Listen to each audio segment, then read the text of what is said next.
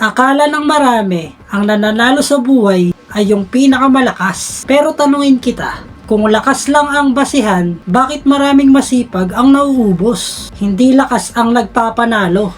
Tamang desisyon. Paulit-ulit. Maraming tao ang todo effort, todo grind, todo sakripisyo. Pero mali ang pinipili. Hindi ka napapagod dahil mahina ka. Napapagod ka dahil paulit-ulit kang gumagawa ng maling desisyon. Mas nakakapagod yun kaysa sa kulang sa lakas. Sa behavioral psychology, may tinatawag na action bias. Kapag pressure ang tao, mas gusto niyang may gawin agad kahit hindi malinaw, kahit hindi pa handa. Kaya maraming desisyon ang galing sa takot, kaba, inggit, pressure, hindi galing sa linaw. At kapag emosyonal ang desisyon, madalas mali ang direksyon. Kapag kalmado ang isip, aktibo ang prefrontal cortex. Malinaw ang long-term thinking, kontrolado ang impulse. Kaya ang tahimik na tao, hindi nagmamadali, hindi nagpapadala, hindi nag-hype, hindi dahil mabagal siya. Alam lang niya kung kailan gagalaw.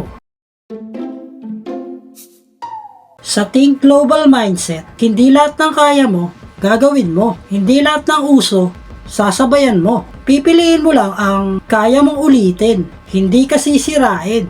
May direksyon, kahit mabagal. Hindi kailangan malakas na galaw. Kailangan ng tamang galaw, araw-araw.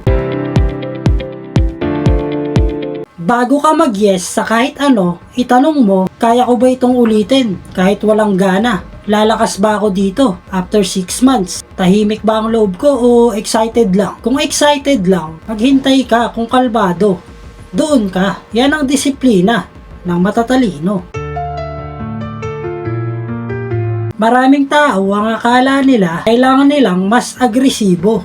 Ang totoo, kailangan lang nilang tumigil sa maling desisyon. Hindi ka natatalo dahil mabagal ka. Natatalo ka kapag paiba-iba ka.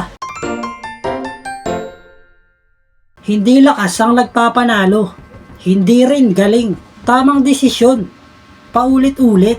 Think global. Act daily. Tahimik pero sigurado. Mark T. Like, comment, and subscribe. Ako nga pala si Mark T. Think Global, maging #1 sportswear. Kaya abangan nyo po yan. At 100,000 subscribers, abutin pa rin natin yan. Mark T. Hanggang sa susunod na video para si Mark T. Peace. Yeah!